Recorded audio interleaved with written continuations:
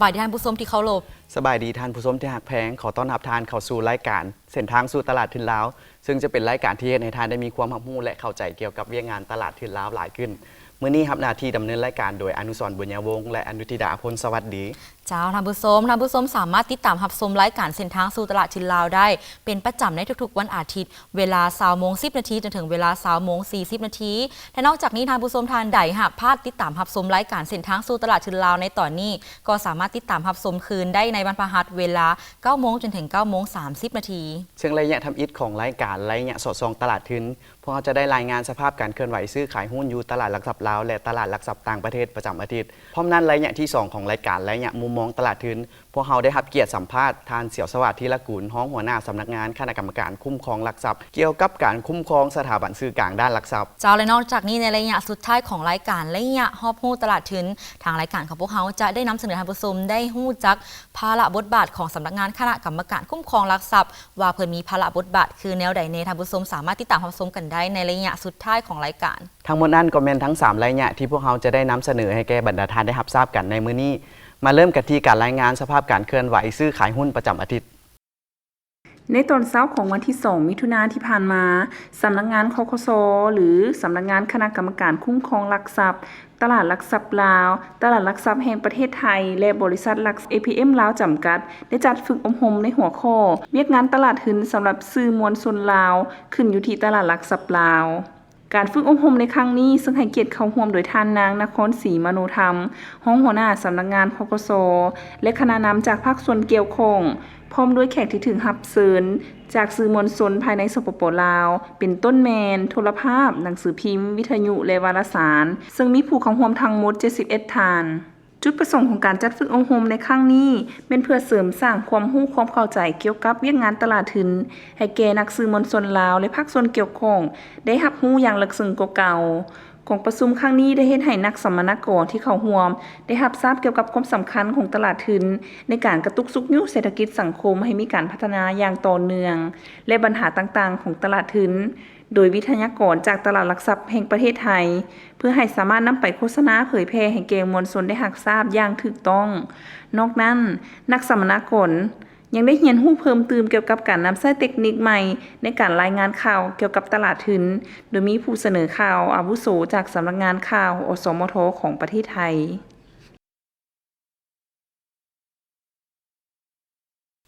ท่านผู้ชมกลับมาพบกับการรายงานสภาพการซื้อขายหุ้นประจำอาทิตย์นี้ซึ่งวันนี้ทางรายการของพวกเราก็จะได้รายงานถึงสภาพดัชนีตลาดหลักทรัพย์ทั้งภายในและต่างประเทศว่าใน1 อาทิตย์ที่ผ่านมานั้นมีการเคลื่อนไหวคือแนวใดก่อนอื่นมาเริ่มกันที่ตลาดหลักทรัพย์ต่างประเทศเริ่มจากตลาดหลักทรัพย์ของสหรัฐอเมริกาโดยรวมแล้วมีแนวโน้มปรับตัวเพิ่มขึ้นเช่นดัชนี NASDAQ ปิดอยู่ที่ 6,198 จุดเพิ่มขึ้น 0.58 ส่วนห้อยและสาเหตุที่พาให้ดัชนีของตลาดหลักทรัพย์ของสหรัฐอเมริกาปรับตัวเพิ่มขึ้นเนื่องจากกระทรวงการค้าของสหรัฐอเมริกาได้รายงานว่า GDP ไตรมาส 1 ปี 2017 แม่นอยู่ที่ 1.2 ส่วนห้อยซึ่งสูงกว่าที่นักวิเคราะห์ในตลาดคาดการณ์ไว้ที่ 0.9 ส่วนห้อยพร้อมนั้นดัชนีความเชื่อมั่นของผู้บริโภคของเดือนพฤษภาคม 2017 ปรับตัวเพิ่มขึ้นมาอยู่ที่ระดับ 97.1 จาก 97.0 ในเดือนเมษายน 2017 ปัจจัยเหล่านี้ได้กลายเป็นปัจจัยหลักที่พาให้ดัชนีของตลาดหลักทรัพย์ของสหรัฐอเมริกาปรับตัวเพิ่มขึ้นเมื่อเทียบกับอาทิตย์ที่ผ่านมาโตที่ตลาดหลักทรัพย์ในของเขตยุโรปสาเหตุที่พาให้ตลาดหลักทรัพย์ในของเขตยุโรปมีดัชนีปรับตัวลดลงเช่นดัชนี CAC 40 ปิดอยู่ที่ 5,283 จุดลดลง 1.08 ส่วนห้อยสาเหตุที่พาให้ดัชนีของตลาดหลักทรัพย์ในของเขตยุโรปปรับตัวลดลงแม่นเนื่องมาจากผู้ลงทุนมีความกังวลว่าประเทศกรีกอาจมีความเสี่ยงในการผิดนัดชำระหนี้หากบ่สามารถบรรลุข้อตกลงเกี่ยวกับการให้ความช่วยเหลือทางด้านการเงินครั้งใหม่พร้อมกันนี้ประกอบกับปัญหาระบบคอมพิวเตอร์ขัดข้องของสายการบินอังกฤษที่ส่งให้ราคาของหลักทรัพย์ของ International Consolidated Airlines ที่เป็นบริษัทแม่ของสายการบินอังกฤษที่ปรับตัวลดลงถึง 1.4 ส่วนห้อยในอาทิตย์ที่ผ่านมาพร้อมนั้นผู้ลงทุนเริ่มกังวลว่ากองประชุมผู้ส่งออกน้ำมันโอเปกจะบ่สามารถหาข้อตกลงในการแก้ไขปัญหาราคาน้ำมันได้และทั้งหมดเหล่านี้ก็คือสาเหตุที่พาให้ดัชนีของตลาดหลักทรัพย์ในของเขตยุโรปปรับตัวลดลง ส่วนตลาดหลักทรัพย์อาซีก็มีแนวโน้มปรับตัวลดลงเช่นเดียวกันเช่น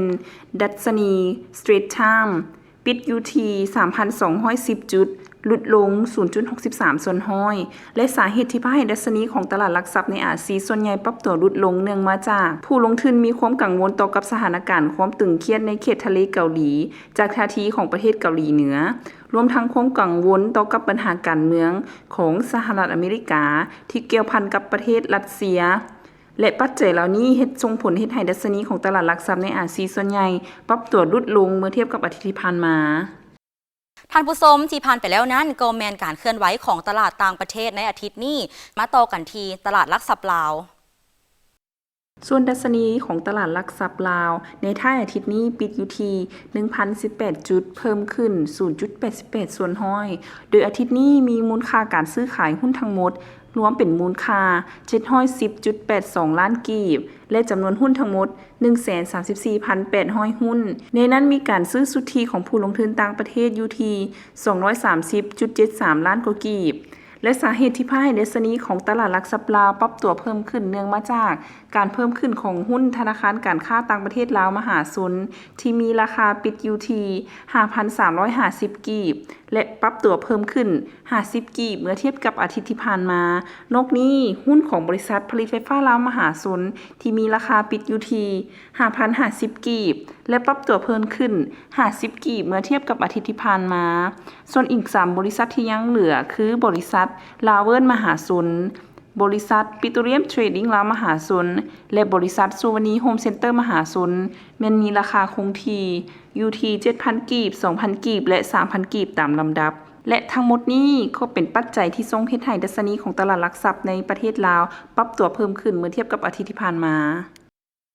เป็นอะไรท่านผู้ชมและทั้งหมดนั้นก็แมนการรายงานสภาพการซื้อขายหุ้นที่จดทะเบียนในตลาดหลักทรัพย์ลาวประจำอาทิตย์นี้ที่ว่าทางรายการของพวกเราได้นำมารายงานท่านผู้ชมได้รับทราบกันนอกจากนี้ท่านผู้ชมสามารถติดตามรับชมรายละเอียดการซื้อขายหุ้นประจำวันได้ที่เว็บไซต์ของตลาดหลักทรัพย์ลาวที่ www.lsx.com.la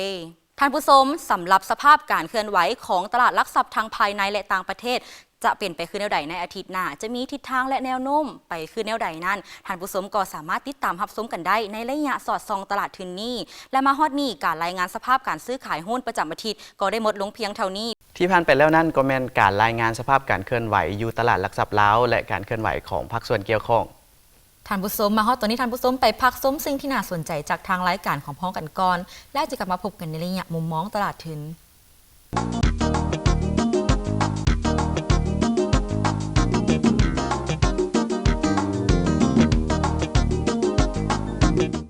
บริษัทหลักทรัพย์ลาวจีนจำกัดเป็นบริษัทร่วมทุนระหว่างธนาคารส่งเสริมกสิกรรมบริษัทหลักทรัพย์แปซิฟิกหุ้นส่วนจำกัดบริษัทลาวอุตสาหกรรมข้อมูลข่าวสารจำกัดภายใต้คำขวัญที่ว่าสร้างผลประโยชน์ร่วมกันบริษัทหลักทรัพย์ลาวจีนจำกัดให้บริการที่ปรึกษาด้านการเงินการค้ำประกันการออกจำหน่ายหลักทรัพย์รายหน้าซื้อขายหลักทรัพย์สำนักงานตั้งอยู่อาคารตลาดหลักทรัพย์ลาวสั้น6บ้านพลทานถนนเต้ซีเมืองไซเศรษฐานครหลวงเวียงจันทร์โทรศัพท์0214192222ข้อมูลเพิ่มเติมเข้าเว็บไซต์ lca.com.lw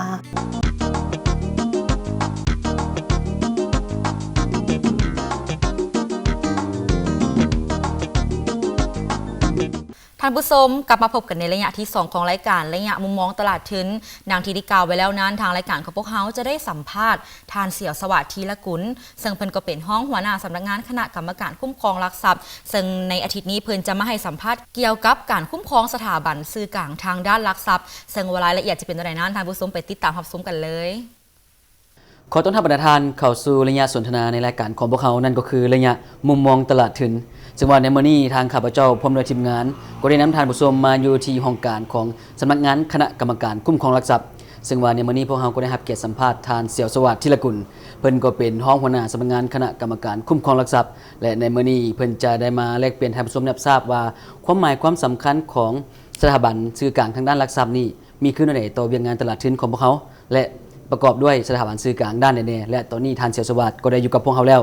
สบายดีท่านเจ้าสบายดีท่านผู้ชมเนาะข้าพเจ้าเสี่ยวสวัสดิ์ธีรกุลพ้องหัวหน้าสำนักงานคณะกรรมการคุ้มครองหลักทรัพย์รับผิดชอบที่นำเวียกงานทางด้านนิติกรรมและก็เวียกงานบรรดาคะแนนการสื่อกลางทางด้านหลักทรัพย์เจ้าชมิเลยอยากให้ท่านอธิบายคำว่าสถาบันสื่อกลางทางด้านหลักทรัพย์นี่แม่นหยังและ ปัจจุบันนี้สถาบันสื่อกลางด้านหลักทรัพย์ในเวียกงานตลาดทุนเฮามีจักประเภทเจ้า สำหรับสถาบันสื่อกลางทางด้านหลักทรัพย์นี่แม่นหมายถึงนิติบุคคลเนาะที่ได้รับการอนุญาตจากคณะกรรมการคุ้มครองหลักทรัพย์ในการเคลื่อนไหวธุรกิจทางด้านเวียกงานหลักทรัพย์ เจ้า ซึ่งว่าปัจจุบันนี้เฮามีอยู่6ประเภทสื่อกลาง เจ้า ซึ่งว่า1แม่นบริษัทหลักทรัพย์ เจ้า ซึ่งว่าบริษัทหลักทรัพย์ในปัจจุบันนี้เฮามีอยู่4แห่ง เจ้า 1ก็คือบริษัทหลักทรัพย์ทคตลกทจำกัด บริษัทหลักทรัพย์ล้านสร้างมหาชน เจ้า บริษัทหลักทรัพย์ลาวจีนจำกัด และก็บริษัทหลักทรัพย์ APM ลาวจำกัดเนาะ เจ้า และอีกตัวหนึ่งสื่อกลางอีกตัวหนึ่งก็คือบริษัทกวดสอบบัญชีเนาะบริษัทกวดสอบเนาะถึงว่าบริษัทกวดสอบนี้เขามีอยู่4แห่งที่ได้รับการรับรองจากคณะกรรมการคุ้มครองหลักทรัพย์ เจ้า 1คือบริษัท PricewaterhouseCoopers จำกัด 2 บริษัท KPMG ลาวจำกัด 3 บริษัทเอิร์นแอนด์ยั่งลาวจำกัด เจ้า บริษัทดีลอยลาวจำกัดผู้เดียว เจ้า และนอกจากนั้นเรายังมีธนาคารดูแลทรัพย์สินหนึ่งแห่งคือธนาคารกรุงเทพจำกัดมหาชนสาขานครหลวง บริษัทประเมินมูลค่าทรัพย์สินหนึ่งแห่งคือบริษัท Sim Property Consultant จำกัด และสุดท้ายก็คือบริษัทจัดอันดับความน่าเชื่อถือคือบริษัทTwist Rating เจ้าสำหรับผ่านการอธิบายขึ้นมาแล้วว่าเนาะที่ในพวกเขาเข้าใจหลายขึ้นว่าสถาบันสื่อกลางนั้นมีหลากหลายพอสมควรแต่เนื่องจากว่ารายการของเรามีเวลาจำกัดดังนั้นจึงอยากให้ทานอธิบายลงลึกว่าบริษัทหลักทรัพย์นี่เป็นบริษัทขึ้นใดสามารถเคลื่อนไหวธุรกิจด้านใดๆในเวียกงานตลาดทุนของพวกเขาเจ้า ตามที่เราได้ระบุไว้ในระเบียบการที่เกี่ยวข้องเนาะพวกเขาได้อนุญาตให้บริษัทหลักทรัพย์สามารถเคลื่อนไหวอยู่ใน3ประเภท เจ้า ด้วยกันเนาะคือ 1 เป็นที่ปรึกษาทางด้านการเงิน ในการเป็นที่ปรึกษานี่แม่นให้การบริการให้คำปรึกษาเกี่ยวกับการปรับสูงโครงสร้างทางด้านการจัดตั้งการคุ้มครองบริหาร เจ้า และก็การเคลื่อนไหวธุรกิจอื่น เจ้า ๆเพื่อหลักๆก็เป็นเพื่อกะเกี่ยมให้บรรดาบริษัทที่ต้องการออกจำหน่ายหลักทรัพย์นั้นและจดทะเบียนในระดับหลักทรัพย์นั้น เจ้า เนาะตัวนี้เป็นที่ปรึกษา ตัวที่2เฮ็ดหน้าที่เป็นนายหน้าซื้อขายหลักทรัพย์ซึ่งนายหน้าซื้อขายหลักทรัพย์ในที่นี้มันมีอยู่3รูปแบบด้วยกัน เจ้า คือ1คือเป็นซื้อกลางหรือว่าเป็นตัวแทนโบรกเกอร์เนาะ เจ้า ในการส่งคำสั่งซื้อคำสั่งขายแทนผู้ลงทุน เจ้า เข้าไปสู่ระบบการซื้อขายของตลาดหลักทรัพย์ลาว เจ้า สำหรับตัวที่2เป็นการซื้อขายหลักทรัพย์ในนามของบริษัทหลักทรัพย์ เจ้า โดยนำใช้เงินหรือว่าทรัพย์สินของบริษัทหลักทรัพย์เอง เจ้า ตัวที่3ตัวสุดท้ายก็คือผู้ค้ำประกันออกจำหน่ายหลักทรัพย์ เจ้า ก็คือ underwriter เนาะสามารถเคลื่อนไหวให้ในการกำหนดราคา และก็จำนวนหลักทรัพย์ที่จะออกจำหน่าย เจ้า ให้กับบรรดาบริษัทที่มีจุดประสงค์ออกจำหน่ายหลักทรัพย์นั้นและยังสามารถให้การค้ำประกันการออกจำหน่ายหลักทรัพย์แก่บริษัท ดังนั้นสรุปรวมได้เลยว่าบริษัทหลักทรัพย์นี้สามารถเคลื่อนไหวได้3หน้าที่ใหญ่ๆเป็นต้นแมนที่ปรึกษาทางด้านการเงิน เจ้า แล้วก็สามารถเป็นในหน้าซื้อขายหลักทรัพย์หรือว่าโบรกเกอร์นั่น เจ้า หรือว่าโบรกเกอร์เดลเลอร์หรือว่าสามารถซื้อขายหลักทรัพย์ในนามของบริษัทหลักทรัพย์เองแต่สุดท้ายก็แมนเป็นผู้ค้ำประกันการออกจำหน่ายหลักทรัพย์ให้แก่บริษัทที่มีจุดประสงค์ออกจำหน่ายหลักทรัพย์ในตลาดทุนของพวกเขาและนอกจากนี้อิงตามกฎหมายว่าด้วยหลักทรัพย์เพิ่นบอกว่าในกฎหมายดังกล่าวนี้ได้ระบุว่าผู้ที่จะสามารถมาเฮ็ดธุรกิจในเวียกงานหลักทรัพย์หรือว่าเฮ็ดธุรกิจหรือว่าเฮ็ดหน้าที่ของบริษัทหลักทรัพย์นั้นต้องเป็นนักวิชาชีพธุรกิจเสียก่อนและนักวิชาชีพธุรกิจดังกล่าวนี่อยากถามท่านให้แลกเปลี่ยนกับท่านผู้ชมว่านักวิชาชีพธุรกิจหลักทรัพย์เป็นนักธุรกิจแบบใดมีการเคลื่อนไหวในเวียกงานตลาดทุนเฮาคือแนวใดเจ้า สำหรับเกี่ยวกับนักวิชาชีพธุรกิจหลักทรัพย์แล้ว เจ้า เนาะเราได้กำหนดไว้ในระเบียบการนี่ประกอบอยู่ 4 ประเภทนักวิชาชีพธุรกิจหลักทรัพย์ด้วยกัน เจ้า คือ1เป็นนายหน้าซื้อขายหลักทรัพย์ก็คือคล้ายๆกันกับประเภทหนึ่งของการเคลื่อนไหวของบริษัทหลักทรัพย์เนาะ เจ้า หลักๆเป็นตัวแทนให้ผู้ลงทุนในการส่งคำสั่งหรือคำสั่งซื้อหรือคำสั่งขายเนาะเข้าไปอยู่ในระบบการซื้อขายของตลาดหลักทรัพย์ลาวแล้วก็2ก็เป็นผู้เฮ็ดหน้าที่ในการสั่งซื้อสั่งขาย การส่งคำสั่งซื้อคำสั่งขาย เจ้า ในนามของบริษัทหลักทรัพย์ เจ้า ตัวที่2เป็นที่ปรึกษาทางด้านการเงิน เจ้า ประกอบมีผู้ที่ให้บริการในการปรับโครงสร้างด้านการจัดตั้ง การคุ้มครองบริหารและทางด้านการเงิน ในการกล้าเกี่ยมความพร้อมในการออกจำหน่ายหลักทรัพย์ เจ้า ให้กับบรรดาบริษัทที่ต้องการสำหรับตัวที่3ว่าเรื่อง นักวิชาชีพตัวที่ 3 ก็คือผู้วิเคราะห์หลักทรัพย์ซึ่งว่าเฮ็ดหน้าที่ในการค้นคว้าและประเมินสภาพเศรษฐกิจโดยรวมของประเทศและก็ของคะแนนการและก็ของบรรดาบริษัทออกจำหน่ายหลักทรัพย์หรือบริษัทจดทะเบียนเจ้าตัวที่ 4 ก็คือผู้บริหารกองทุนรวมเป็นผู้ที่สามารถในการตัดสินใจในการลงทุนในหลักทรัพย์หรือทรัพย์สินที่ตามที่ได้กำหนดไว้อยู่ในกฎหมายว่าโดยหลักทรัพย์เจ้าเป็นต้นแมนหุ้นที่จดทะเบียนในตลาดเจ้าหุ้นกู้และก็พันธบัตรรัฐบาลเจ้าซึ่งว่าทั้งหมด4ประเภทนักวิชาชีพที่ได้กล่าวมาหั่นต้องได้มีการผ่านการสอบเสียงเนาะตามที่ทางตลาดหลักทรัพย์ลาวได้กำหนดและได้รับการยั่งยืนให้เคลื่อนไหวเป็นนักวิชาชีพธุรกิจหลักทรัพย์นำสำนักงานคณะกรรมการคุ้มครองหลักทรัพย์ก่อนที่จะเคลื่อนไหวเป็นนักวิชาชีพในแขนงการหลักทรัพย์ของพวกเราได้แสดงว่าบ่แม่นไผสามารถจะมาปฏิบัติเวียงงานของหน้าที่นักวิชาชีพธุรกิจหลักทรัพย์ได้ต้องได้ผ่านการสอบเสียงและต้องได้รับการทำห้องจากคณะกรรมการคุ้มครองหลักทรัพย์ของเฮาเสียก่อนจึงจะสามารถมาปฏิบัติเวียงงานนี้ได้นะท่านและสุดท้ายก็แม่นเมื่อเฮาฮู้แล้วว่าบริษัทสามารถเคลื่อนไหวได้หลายประเภทแล้วจึงอยากถามท่านว่าวิธีการคุ้มครองบรรดาบริษัทสื่อกลางทางด้านหลักทรัพย์โดยเฉพาะแม่นบริษัทหลักทรัพย์เฮานี้จะมีการคุ้มครองคือแนวใดและไผเป็นผู้คุ้มครองทางการหลักๆก็เป็นสำนักงานคณะกรรมการคุ้มครองหลักทรัพย์นี่เนาะจะเป็นผู้รับผิดชอบในการคุ้มครองติดตามกวดกาบรรดาบริษัทหลักทรัพย์ทั้ง4แห่งที่ได้กล่าวมาหั่นโดยคุ้มครองในลักษณะแนวใดหรือว่าติดตามในลักษณะแนวใดนี้แม่นเฮาติดตามกันได้เฮาได้มีการติดตามกวดกาทางด้านเอกสารและก็มีการลงกวดกากับทีซึ่งว่าในการกวดกาทางด้านเอกสารเนี่ยมันพวกเขาได้มีการวิเคราะห์บรรดาเอกสารรายงานของบรรดาบริษัทหลักทรัพย์ที่ส่งมาให้กับสำนักงานซึ่งประกอบมีเอกสารรายงานทางด้านการเงินเอกสารรายงานการเคลื่อนไหวเนาะและเอกสารรายงานความเพียงพอของทุนนี้มาวิเคราะห์แล้วพร้อมทั้งรายงานให้กับคันถึงได้รับทราบถึงสภาพหรือว่าการเคลื่อนไหวสภาพการเคลื่อนไหวของบรรดาบริษัทหลักทรัพย์ในแต่ละระยะ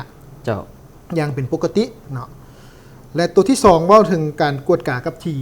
ซึ่งว่าการกวดกากับทีนี่เฮามี2รูปแบบด้วยกันคือการกวดกาปกติและการกวดกาแบบกระทันหันซึ่งการกวดกาปกตินี่ใน1ปีนี่สำนักงานคณะกรรมการคุ้มครองหลักทรัพย์เขาจะลงกวดกาบรรดาบริษัทหลักทรัพย์นี่1ครั้งต่อปีแม่นถือว่าปกติและก่อนที่เขาจะลงกวดกาในแต่ละครั้งนี่เขาต้องได้แจ้งให้กับบรรดาบริษัทหลักทรัพย์ได้ฮู้ก่อนล่วงหน้าก่อนเขาจะลงไปกวดกาในแต่ละครั้งสำหรับกวดกาแบบกระทันหันนี่แม่นภายหลังที่สำนักงานคณะกรรมการคุ้มครองหลักทรัพย์เห็นว่าการเคลื่อนไหวของบรรดาบริษัทหลักทรัพย์ที่อยู่ภายใต้การคุ้มครองของพวกเขาเคลื่อนไหวผิดกับระเบียบหลักการเขาก็ได้มีการลงกวดกาอย่างกระทันหันเพื่อรับประกันบ่ให้มีผลเสียหายต่อคะแนนการหลักทรัพย์ของพวกเขาซึ่งว่าในการลงกวดกากระทันหันนี้แม่นเฮาบ่ได้มีการแจ้งให้บริษัทหลักทรัพย์ฮู้ก่อนล่วงหน้าก่อนที่เฮาจะลงไปกวดกาอิงตามการจัดตั้งปฏิบัติเวียงงานกวดกาที่ผ่านมาเฮาสามารถเห็นได้บ่ว่าเฮามีข้อสะดวกหรือข้อยุ่งยากขึ้นใดในการจัดตั้งปฏิบัติเวียงงานกวดกาของสำนักงานคณะกรรมการคุ้มครองหลักทรัพย์ของพวกเฮาข้อสะดวกเฮานี่เนาะก็คือหลักๆแม่นเฮามีนิติกรรมเนาะเป็นบอนอิงในการคุ้มครองหรือว่าในการติดตามกวดกาบรรดาบริษัทหลักทรัพย์ว่าบรรดาบริษัทหลักทรัพย์ต่างๆกันมีการเคลื่อนไหวไปตามระเบียบการที่ได้กำหนดไว้หรือบ่สำหรับข้อยุ่งยากที่เฮาจะที่เฮาพบเห็นเนาะก็คือหลักๆแม่นก็เอิ้นว่าคะแนนการหลักทรัพย์เฮาก็ยังใหม่เรื่องการคุ้มครองเรื่องประสบการณ์เรื่องวิธีการในการลงติดตามกฎกาเฮาก็ยังบ่ทันเป็นระบบครบสุดเท่าที่ควรเนาะแล้วก็อิงใส่บทเรียนต่างประเทศเฮาก็ยังบ่ทันได้ตามที่อันสากลรับรองบ่เนาะตอนนี้เนาะอันนี้แหละคือว่าที่เห็นได้เป็นข้อสะดวกและข้อยุ่งยากที่เฮาพบมาในระยะผ่านมานี่ในอนาคตข้างหน้านี้เฮามีแผนจะปรับปรุงหรือว่ามีแผนจะเฮ็ดให้การกวดกานี่มีประสิทธิภาพและประสิทธิผลขึ้นบ่ทันในอนาคตข้างหน้านี่เนาะก็คือว่าเดี๋ยวนี้เนี่ยอยากแจ้งให้ท่านผู้ชมได้รับทราบว่าเดี๋ยวนี้เฮามีแผนในการปรับปรุงกฎหมายว่าด้วยหลักทรัพย์ที่เฮาได้ใช้ปัจจุบันนี้เนาะตามที่มีข้อตกลงของสภาแห่งชาตินั้น ซึ่งว่าเราจะได้มีการปรับปรุงโครงสร้างปรับปรุงเนื้อในที่ติดพันเกี่ยวกับกฎหมายว่าด้วยลักทรัพย์เราคืนใหม่ เจ้า และหนึ่งในนั้นก็เว้าถึงสถาบันสื่อกลางทางด้านเวียกงานลักทรัพย์ เจ้า และสถาบันสื่อกลางในเวียกงานลักทรัพย์ก็หนึ่งในนั้นก็สิมี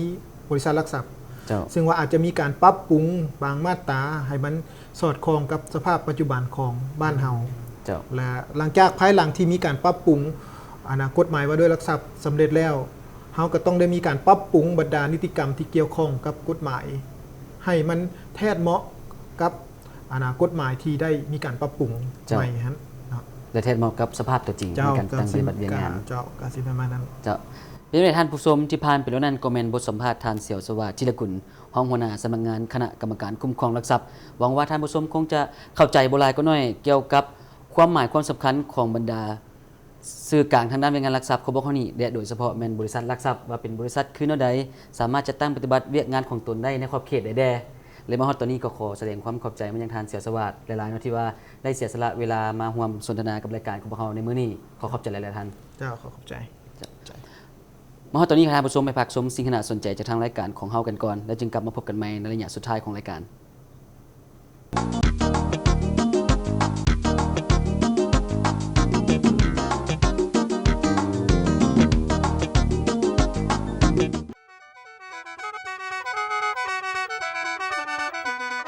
ประเทศสาธารณรัฐประชาธิปไตยประชาชนลาว พื้นแผ่นดินที่สงบและอุดมสมบูรณ์ฮีตของประเพณีที่เป็นเอกลักษณ์ของชาติมูลเสื้อภาษาที่สืบทอด พื้นแผ่นดินที่เต็มไปด้วยฮีตของประเพณีที่เป็นเอกลักษณ์ ทั้งหมดนี้ล้วนแล้วแต่เป็นเอกลักษณ์ของความเป็นชาติลาว เงินกีบก็เป็นเอกลักษณ์หนึ่งของความเป็นชาติลาว เอามาร่วมแหงร่วมใจกัน ปกปักรักษา เอกลักษณ์ของชาติลาวเฮา ไว้ให้ลูกหลานและอนาคต มาร่วมกันนำใช้เงินกีบ อยู่เมืองลาวใช้แต่เงินกีบ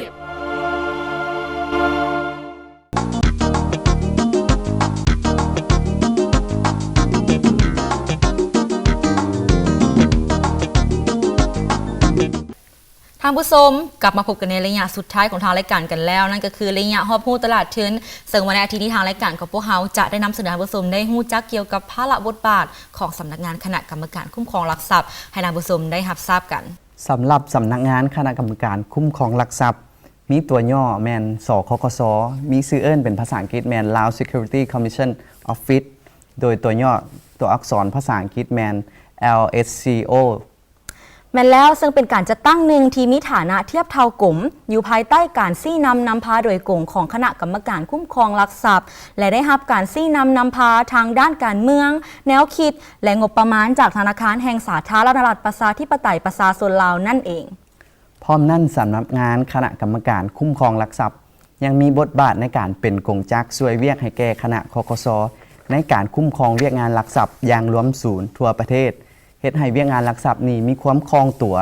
ถูกต้องตามระเบียบกฎหมายพร้อมทั้งให้สอดคล้องกับแนวทางนโยบายของพรรคและก็สอดคล้องกับแผนพัฒนาเศรษฐกิจสังคมของรัฐบาลวางออกในแต่ละระยะ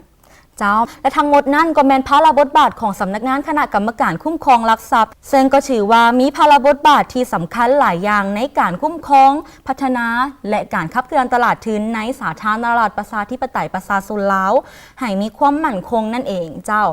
อนุสรณ์นอกจากได้ฮู้ภาระบทบาทของสำนักงานคณะกรรมการคุ้มครองลักทรัพย์ไปแล้วอนุสรณ์พอฮู้ความหมายของสัญลักษณ์ของสำนักงานคณะกรรมการคุ้มครองลักทรัพย์บ่ว่ามีความหมายคือแนวใดสวยซี่แจงให้ท่านผู้ชมทางบ้านได้รับชมกันแน่เจ้าสำหรับสัญลักษณ์ของสำนักงานคณะกรรมการคุ้มครองลักทรัพย์แม่นมีตัวอักษรภาษาอังกฤษ LAO ซึ่งมี3สีที่แตกต่างกันซึ่งแต่ละสีนั้นก็มีความหมายที่แตกต่างกันเช่นเดียวกันเนาะบ่ว่าจะเป็นสีเหลืองที่เปรียบเสมือนความหุ่งเหืองขององค์กร